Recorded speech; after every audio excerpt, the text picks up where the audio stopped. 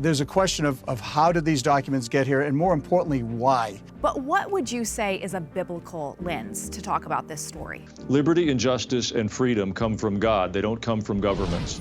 We begin with the latest on former President Donald Trump's second criminal indictment.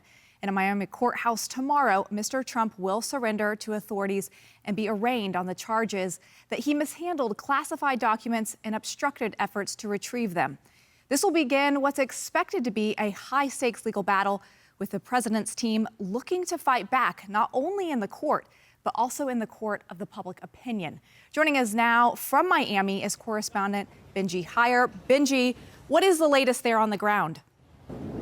Well, at the moment, media are gathering for what is expected to be an interesting day. In just over 24 hours' time, Donald Trump will turn up at the court behind me, where, as you say, he will hand himself over to authorities, be arraigned, and that process, led by a Trump-appointed judge, will begin, where both sides will put forward their pre-trial motions and where that indictment will be read out. That damning document laying out those 7 charges which Donald Trump is alleged to have committed, including violations of the Espionage Act, obstruction of justice, false statements and conspiracy, linking to those 11,000 documents that he was alleged to have taken from the White House after his presidency and kept in Mar-a-Lago and another property as well. It is those documents that, according to the indictment, he showed to individuals who were not given the necessary security clearance to see that classified data, and that he failed to properly inform investigators that he had that information as well. Donald Trump, of course, protests his innocence. We expect that amongst the media scrum here, many of his supporters will turn up to make that clear as well. Donald Trump will then return to his Bedminster estate to address people later in the evening. And joining us now for more on the indictment is former Massachusetts Senator and former U.S. Ambassador to New Zealand, Scott Brown, who's a Centerpoint contributor as well. I do want to get your take on this indictment. According to the indictment so far, some of the classified documents actually pertain to very specific information: defense weapon capabilities, U.S. nuclear programs, plans for possible retaliation from our military.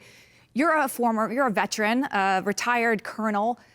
Is this acceptable? Well, let me tell you, how did we get here? As you're right, I noted I served 39 years in the military. I had a top secret clearance. I worked at the Pentagon for the last 4 years. As a U.S. Senator, I had a top secret clearance. And as a U.S. Ambassador, I had a top secret clearance. And I can tell you one thing, when we were trained and taught what not to do is take classified documents anywhere out of a secured area. Now, the fact that it's a president, well, respectfully, he didn't have any good, sounds like he didn't have very good legal advice. They didn't say, excuse me, Mr. President, you really shouldn't do this. So there's a question of how did these documents get here, and more importantly, why? Like, why did he take them out? And you saw, obviously, very serious charges. You know, we'll see what the defense says further. But as you have listened in the past to this entire situation, you know, the president has said certain things about these documents, that he has them or he's shown them to people, and by his own admissions, that may be part of the the prosecution's case. So, you know, time will tell on that. But I'm not sure how they ended up there and why they should be taken out. No president should have, or no vice president, no senator, no one should be taking secured information out of a secured area. And Ambassador, let's talk about that, because to your point, from his own admission, there is apparently an audio recording of him showing it to somebody who did not have classified information, showing military maps, we think of Iran, to somebody who didn't have classified clearance. What is our veterans community thinking of that, or active duty military who are currently protecting our country? Well, listen, first of all, he was in Mar-a-Lago. He has Secret Service. He has armed guards. He had a safe. There apparently was a situation where they said, well, you got to put another lock on it. So it's clear that he had some type of classified documents. We'll find out exactly what as we move along. But yeah, listen, it's a question of trust. What I'm hearing up in New Hampshire, and specifically, there's a couple of things. Number one is, like, why? Why does he have all these classified documents? Why doesn't he work out with the archives and go through the normal process like other presidents either should have or are continuing to do, number one. Number two, they're like, enough already. Stop picking on the guy, leave him alone and let him run. To have a Biden Justice Department going after the front runner perceived of the Republican Party creates a potential problem. It's nothing like we've ever seen before. But number three is, they're adding, weighing and measuring, this president, former president, with the other new candidates. A lot of the voters in New Hampshire, which is the first in the nation primary state, are saying, you know what, do we want to keep going backwards? Do we want to keep dealing with things that happened in the past, or do we want to move forward? And there's a very wide and diverse choice in the Republican Party of who can be a potential presidential candidate to go up against Joe Biden, because I can tell you in closing, people don't like the direction. 82% of Americans don't like the direction of our country. And to have an 80-year-old president who's, fumbling and bumbling and falling all the time, we better get our act together and try to beat him. Joining us now is Pastor Alan Jackson, host of Alan Jackson Ministries here on TBN.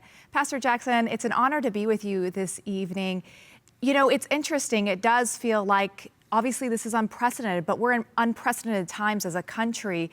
Everyone always says God is a God of order. He's a God of justice. You hear so many Trump supporters right now saying that this is the weaponization of our government.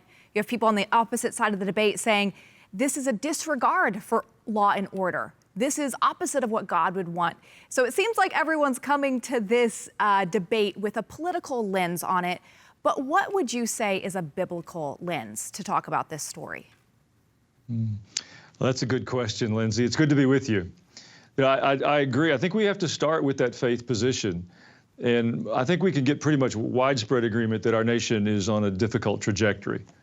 From the economy to our open border to the infighting in Washington, the inability to resolve problems.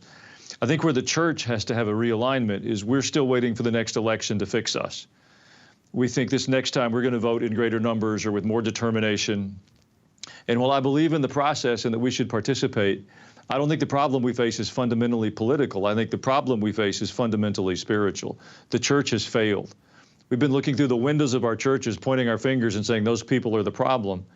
In order for that formula to work, we have to change the windows in our church to mirrors. We are the problem. We have not held our biblical worldview out. Liberty and justice and freedom come from God. They don't come from governments. And it's only to the extent that our government has a God component that justice will be blind. And now we find ourselves in this very awkward place where it is beyond apparent that justice is not blind, it's not being equally applied any longer. They have they've taken the laws and found a way to accuse a man. That's not the way justice is supposed to work. And until it's applied equally, none of us are safe or going to live with justice in our lives. But that begins with God and God's people. It doesn't begin with governments. So the church needs a heart change. Then I think we'll see a governmental change. So how should Christians be talking about this right now? Well, I think we have to have the courage to tell the truth. Since President Trump was elected the first time, and he was accused of being a Russian puppet, a puppet of the Russian government, that the election was the result of collusion. And now we're years on the other side of that, and tens of millions of dollars have been spent, and it wasn't true. And yet we saw the FBI and the Justice Department and many leaders, our elected officials, cooperating with that narrative. And while that's been disproven, it hasn't been dispelled. And then we've heard about his inappropriate phone call with the Ukraine. Well, with everything that's happened with the Ukraine from then until now, I'm quite confident there's been more inappropriate things happen than a phone call. And while that issue has been disproven, it hasn't been dispelled. And so the Christians are confused. We're having trouble keeping up with the change that's happening. It's true, it's COVID. It began in a lab in Wuhan, China. And that still is something that's challenged in the public square, even though it's been established as a matter of science. So things are coming so quickly, we have trouble wrapping our minds around it. If I could talk to my friends, I would say practice telling the truth to one another. Not your political truth or your preferential truth, but the observable truth. And then I think we'll land in a much more solid place.